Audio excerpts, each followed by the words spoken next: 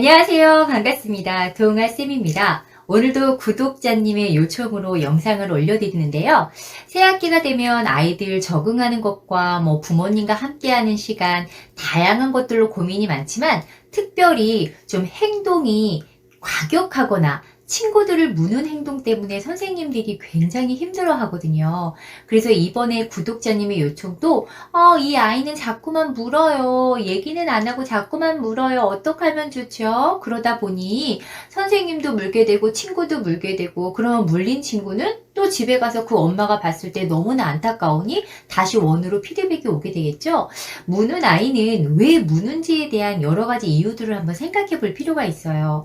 가령 예를 들어서 보통 이제 말을 잘하는 친구들은 선생님 제가 저렇게 했는데요. 얘가 이렇게 해서 제가 그랬어요. 라고 와서 다 이야기하잖아요. 그런데 언어가 발달이 조금 느리거나 계월수적인 차이로 좀 더딜 경우에 말보다는 행동이 빨리 적용이 되는 경우가 있어요. 내가 지금 이걸 해야 되는데 내가 이거를 갖고 싶은데 저 아이가 이걸 가져갔어. 그러면 하지마. 지금 내가 가지고 놀던 물건이야. 라고 말을 해야 되는데 그 말이 안 나오다 보니 먼저 물게 되는 상황이 돼버리는 거죠. 그런데 사실은 이 무는 아이도 그렇고 물리는 아이도 그렇고 너무너무 안타까운 상황이긴 맞아요. 제가 부모의 입장이 되어서도 누군가가 우리 아이를 물었을 때 명확하게 팔등이나 어딘가에 이 자국이 탁탁 나 있는 걸 보면 엄마 가슴이 너무 아리고 쓰라리죠. 정말 속상한 일이에요. 그런데 우리 선생님들은 아이들을 가르치는 입장이고 보육하는 선생님들의 입장은 이거 하나는 좀 기억했으면 좋겠어요. 이 아이가 왜 물었을까? 라는 그 문 아이에 대한 마음을 좀 알았으면 좋겠어요. 제가 앞서 말한 것처럼 정말 말이 더뎌서 행동으로 표현을 해야 되는데 그 방법을 몰라서 무는 아이가 있고요. 또 하나는 무는 아이들의 특징을 가만히 보면 이걸 이렇게 비유해서 너무 죄송한 말이지만 이해 쉬우라고 제가 이렇게 비유를 할게요. 우리 강아지 있잖아요. 강아지.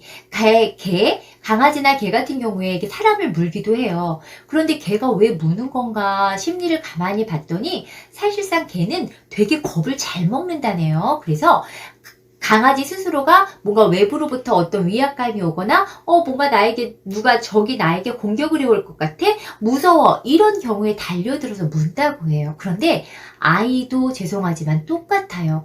누군가가 나한테 공격을 할 것 같아 제가 뛰어오는데 나한테 부딪히면 어떻게 무서워 하게 되면 아이들은 자기 스스로를 방어하기 위해서 물어버리는 성향들이 있다고 하더라고요. 그렇기 때문에 선생님은 일단 물었어. 그리고 누군가가 물렸어. 물린 친구가 엉엉엉엉 울겠죠. 그러면 왜 물었어? 친구 물면 안 되지. 이렇게 하는 게 사실은 보편적이지만 그 순간에는 우리 선생님이 좀 냉철함을 잊지 말고 물기 이전에 어떤 일이 있었는지 명확히 좀 보셨으면 좋겠어요.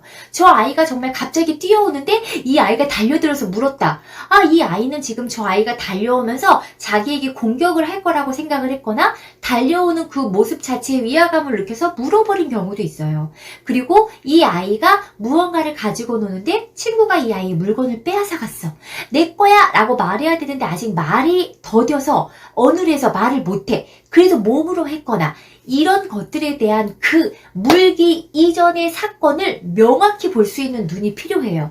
그리고 나서 그 아이에게 얘기를 해주는 거죠. 짱구야, 우리 짱구 무서웠어? 친구가 달려오니까 우리 짱구 무서웠니? 그럼 그 아이가 그렇다라고 인정을 할 경우에 그랬구나. 내 짱구야, 친구는 우리 짱구를 때리려거나 아프게 하려고 달려온 게 아니라 친구랑 장난을 치다가 도망가느라고 뛰어온 거래. 다음에는 친구가 달려온다고 먼저 가서 앙하고 불지 말자 라는 이야기를 자꾸 해주셔야 돼요. 그런데 제일 중요한 거는 원에서 선생님이 100번 얘기하는 것보다 집에서 가정에서의 생활 습관이라는 게 정말 중요하거든요. 가끔 가정의 어떤 아이들을 보게 되면 굉장히 이렇게 모든 행동이 이제 격한 아이들이 있어요. 그런 경우에는 가정의 엄마도 파이팅이 넘치는 경우가 되게 많거든요. 하다못해 뭘 잘못하게 되면 버럭 소리를 지른다든지 머리에 주먹을 맞는다든지 등짝 스매싱을 한다든지 모든 사람들이 다 그런 건 아니지만 예를 들어서예요. 그런 경우가 있을 때 아이들은 위축이 되고 위압감을 느끼고 불안하죠. 그런 행동들이 무는 양상으로 나타난다고 해요. 그러니 우리 선생님들은 좀 전문가적인 입장으로 해서 어머니에게도 이제 상호 교류하면서 잘 지도를 한다고 하셨으니 어머니에게도 이야기를 하는 거예요. 어머니 평소에 혹시 우리 짱구가 잘못된 실수를 했을 때 어머니 어떻게 훈육을 하세요? 혹은 큰 소리로 말씀을 하신다거나 아니면 머리를 쥐어박는다거나 손이 먼저 가는 경우 사실 있잖아요. 라면서 엄마의 입장도 이해를 해줘야 돼요.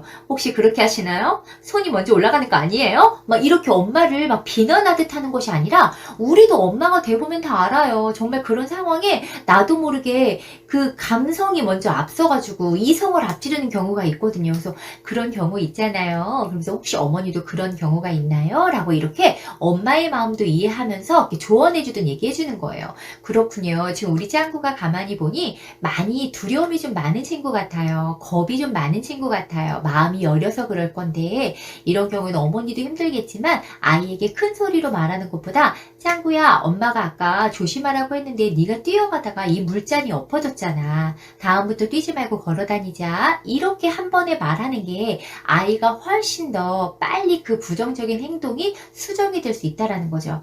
그런데 아이의 이 격한 행동에 격하게 맞이하고 격하게 반응을 하다 보면 이 아이는 그것이 점점 단단하게 굳어져 가서 더 강해지고 더 강해질 수밖에 없다는 거예요. 그리고 말이 아직 원활하게 되지 않은 아이들이 무는 경우가 더 많잖아요. 연령이 올라갈수록 무는 횟수가 굉장히 줄어들거든요. 그건 바로 어떤 불편한 문제를 내가 말로 표현할 수 있기 때문에 점점 이런 부정적인 행동이 감소가 되는 경우예요. 그래서 지금 저한테 고민을 주신 선생님 아이의 연령도 지금 어린 걸로 알고 있거든요. 그러다 보니 아직 말도 원활하게 잘 하기가 어렵고 감정 표현도 전달이 잘 어려울 수가 있어요. 그러니 이 아이가 정말 원하는 게 뭔지, 이 아이가 정말 두려워서 그러는 건가? 아니면 다른 친구들이 나에게 무언 행동을 했을 때 혹시 자기가 다칠까봐, 아플까봐 라는 겁이 있어서 그런가? 또는 가정에서 작은 실수에 부모님의 반응이 너무나 과해서 이 아이가 지레 겁먹고 그때의 기억 때문에 더 움츠러들어서 자기 스스로를 방어하기 위해 무는 건 아닐까, 이런 것들을 먼저 보셨으면 좋겠어요. 그리고 이 아이가 물기 직전에 어떤 상황들이 펼쳐졌는지 그 부분을 우리 선생님이 꼭 먼저 살펴보셔서 무는 거, 그 행위만으로도 잘못됐죠. 하지만 그것만 갖고 아이를 나무라거나 아이에게 지적하지 마시고 그 아이의 마음을 먼저 만져주고 이 아이가 이러이러하니 친구들에게도 도움을 요청하는 거예요.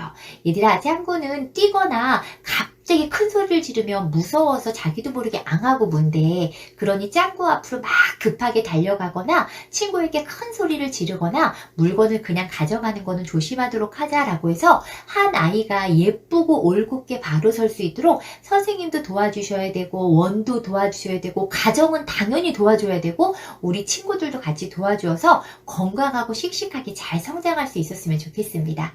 곧 물던 아이가 예쁘게 말하는 그날 속히 옵니다. 우리 선생님 조금만 힘내세요. 화이팅!